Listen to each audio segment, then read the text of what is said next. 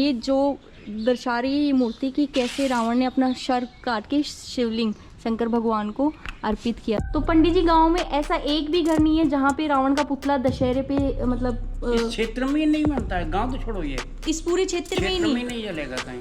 अच्छा, लेकिन पूरे भारत में माना जाता है ना कि जैसे जो दशहरा होता है वो पर्व होता है कि बुराई पे अच्छाई की जीत का। तो आप तो फिर अपनी बुराइयों को त्यागो ना, कागज का पुतला बना के कौन सी बुराई जला रहे हो? वो तो बिल्कुल। हाँ, रावण जी पूजा करने जाते थे, यहाँ से जाते थे। हाँ। और अंदर ही अंदर वापस आते थे।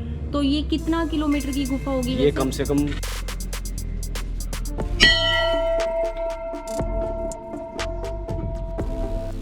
सोच के देखिए, जहाँ एक तरफ पूरा भारत रावण के पुतले जलाता है दशहरे के दिन पे, जो कि सिंबल है ईविल, ईगो और अधर्मा का, वहीं दूसरी तरफ भारत में एक ऐसा गांव है जहाँ पे रावण की पूजा की जाती है, ना कि उनके पुतले जलाए जाते हैं।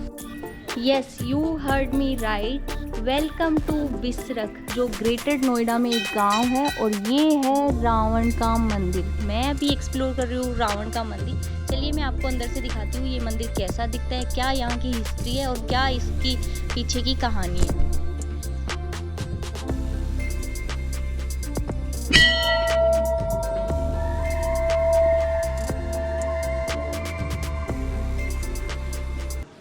तो चलिए इस मंदिर की तरफ चलते हैं और देखते हैं कि इन बातों में कितनी सच्चाई है, कि क्या सच में यहाँ पे रावण की पूजा होती है या बस ये एक मनगढ़ंत कहानी है।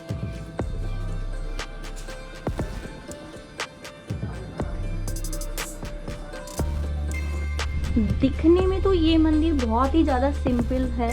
ये देखो, ये मंदिर के अंदर का एरिया है। जैसे ही मंदिर के अंदर आते हैं, ओम नमः शिवाय, ये मंदिर का ऊपर का एरिया है। यहाँ पे ये देखो, ये मंदिर का ऊपर का एरिया, और मंदिर के आंगन में ये नंदी भगवान यहाँ पे बैठे हुए। और अंदर की तरफ मैं दिखाती हूँ आपको, ये शिवलिंग है जहाँ पे लोकल लोग अभी पूजा भी कर रहे हैं। यहाँ पे ये मंदिर के अंदर का एरिया है जहाँ पे कुछ लोग अभी पूजा कर रहे हैं। और अगर मैं बात करूँ शिवलिंग की, तो ये बहुत ही ज़्यादा यूनिक शिवलिंग है। विजिबल है सिर्फ 2.5 फीट, और लेकिन कहा जाता है कि 8 फीट तक ये अंडरग्राउंड है। ये देखिए शिवलिंग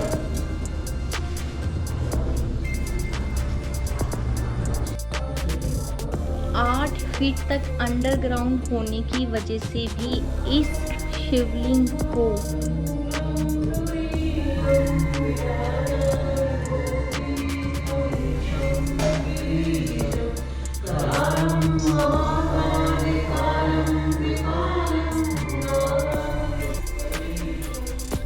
ये है मंदिर के पीछे का हिस्सा, जहाँ पे सब जगह आपको हर हर महादेव, काशी विश्वनाथ, गंगे, अलग अलग जो मंत्र है वो देखने को मिलेंगे। ओम नमः शिवाय ऐसी घंटियाँ लगी हुई है। और ये जो मंदिर है मेन शिवलिंग है। रावण को आज एक खलनायक के रूप में जानते हैं, पर रावण जैसा विद्वान, ज्ञानी और पंडित ना तो कभी था और ना ही कभी होगा। रावण शिवजी का बहुत बड़ा भक्त था, और ये मेरे सामने अभी जो शिवलिंग आप लोग देख रहे हैं वो वही शिवलिंग है जहाँ पे रावण पूजा किया करता था। और अपने 10 सिर रावण ने काट कर शिवजी भगवान को यहाँ पे अर्पित किए थे। ये ऐसा यहाँ के पंडित जी का मानना है। ये जो शिवलिंग है जो अभी मैं आपको दिखा रही हूँ, यहाँ जो मंदिर के अंदर है, ये 8 मुख है। और रावण जो है 10 दिशाओं को बांध के शिवजी की पूजा करता था, एक आकाश और एक पाताल, और 8 मुखी ये शिवलिंग। तो ये शिवलिंग बहुत ही ज़्यादा स्पेशल है, ये मुझे यहाँ के पंडित जी ने बताया।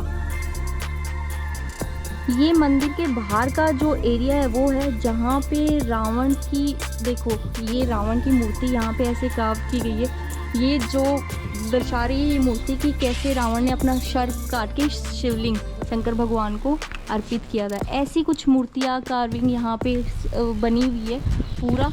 वहाँ पे ऊपर द्वार पे गणेश जी का मुख बना हुआ है, और यहाँ पे पूरा ऐसे मंदिर पे बड़ी बड़ी सी मूर्तियाँ रावण की ऐसे कार्व की गई है।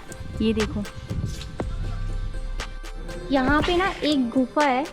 ये क्या गुफा है यहाँ पे? ये गुफा है, ये गाजियाबाद घंटा घर पे महादेव मंदिर पे निकलती है जाके। अच्छा। जहाँ रावण जी पूजा करने जाते थे, यहाँ से जाते थे। हाँ। और अंदर ही अंदर वापस आते थे।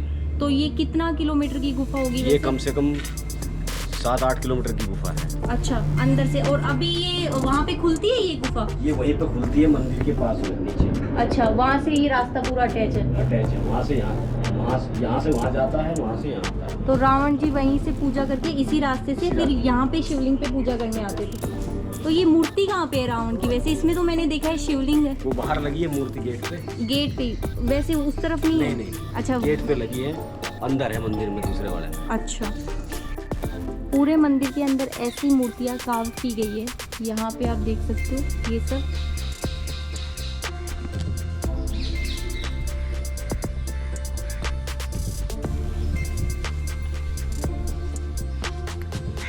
नमस्ते दोस्तों, तो मैं हूँ अभी बिसरक गांव में रावण के मंदिर में, और यहाँ से मैं आपको पंडित जी से बात करके बताती हूँ कि क्या इस मंदिर की हिस्ट्री है। कुछ इनसे पूछते हैं।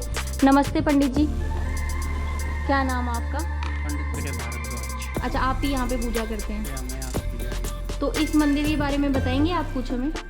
ये रावण की जन्मभूमि है। अच्छा, ठीक है। और जब पूरे देश में रावण का पुतला जला रहे होते हैं तो यहाँ पे ये एक ऐसा गांव है जहाँ पे रावण की पूजा होती है। मैं ही करता हूँ। आप ही पूजा करते हो?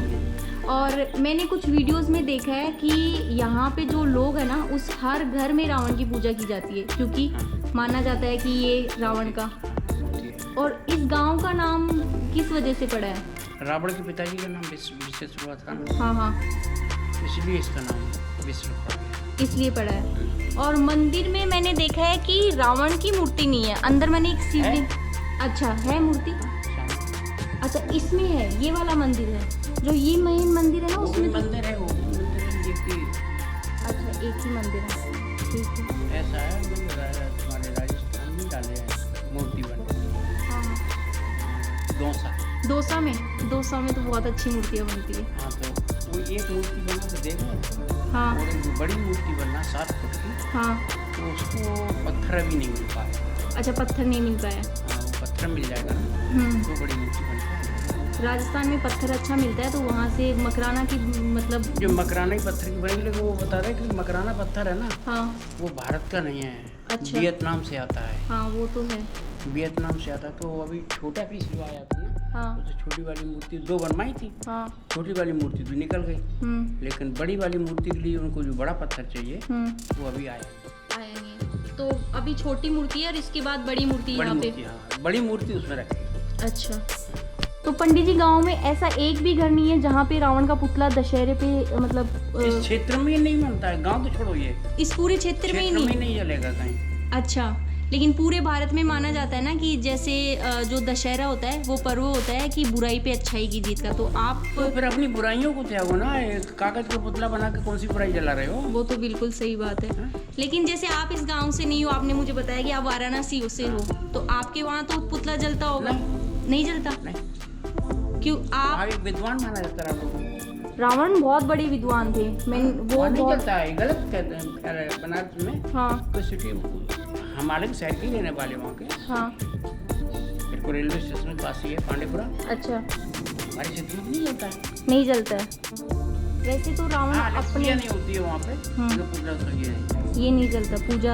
अच्छा, बट यही एक भारत में ऐसा गांव है जहाँ पे इस मंदिर में ये प्राचीन शिव मंदिर है। और यहाँ पे मुझे पंडित जी ने बताया कि यहाँ पे शिव जी और पार्वती की बहुत प्राचीन मूर्ति है, जो एक बिसरक गांव में है और दूसरी आगरा के भट्टेश्वर में है, और ये है रावण के पिताजी। बिसरक गांव में रावण का पुतला ना जलाने का मेन जो कारण है वो है कि ये गांव रावण का जन्म स्थान है, और लोकल लोग कहते हैं कि ये उनके पूर्वज भी यहाँ रहते थे। इस वजह से यहाँ के लोग उन्हें एक महाज्ञानी ऋषि के रूप में याद करते हैं, ना कि एक खलनायक के रूप में। दशहरा या विजयादशमी हम सब सेलिब्रेट करते हैं as victory of good over evil. ये दिन हमें याद दिलाता है जब भगवान राम ने लंका में रावण को मारा और सीता माता को वापस लाई। इसलिए देश के कई शहरों में बड़ी बड़ी रामलीला होती है और वहां पर रात को रावण, मेघनाथ और कुंभकर्ण के पुतले जलाए जाते हैं। और वहीं एक तरफ बिसरक गांव है जहां पे रावण के पुतले नहीं जलाए जाते, क्योंकि कुछ लोग ऐसे भी मानते हैं कि पुतला जलाने की यहाँ पे कोशिश की गई थी तो पूरे गांव में अजीब अजीब दुर्घटनाएं हुई थी, और तब से यहाँ लोग रावण की शांति पथ की तरह ही पूजा करते हैं। पूरा गांव का ये देखो, ये रास्ता है, ऐसे घर है यहाँ पे, और ये है रावण की जन्मभूमि। अगर आप देखोगे तो कुछ दुकानों पे भी रावण किराना स्टोर, रावण डीजे यहाँ पे बहुत फेमस है।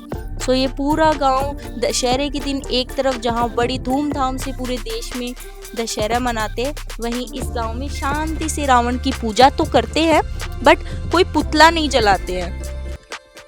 जब हम दशहरा मनाते हैं और रावण का पुतला जलाते हैं तो वो बस एक रस्म नहीं होती है, वो हमें बताता है कि हमें अपने अंदर के 10 सर, जैसे कि रावण के 10 सर थे, जैसे ईगो, गुस्सा, लालच, सबको खत्म करना है, तभी असली विजयदशमी होती है।